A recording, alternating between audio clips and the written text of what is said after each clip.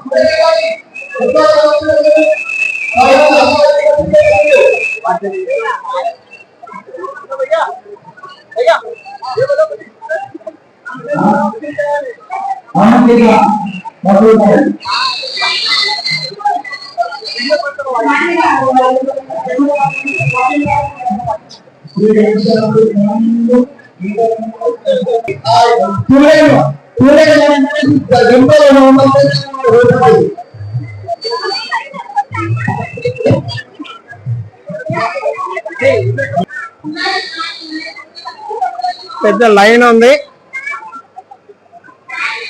దాదాపు 2 కిలోమీటర్ల దూరం ఒక లైన్ ఉంది. జాగ్రత్తగా రావాలి.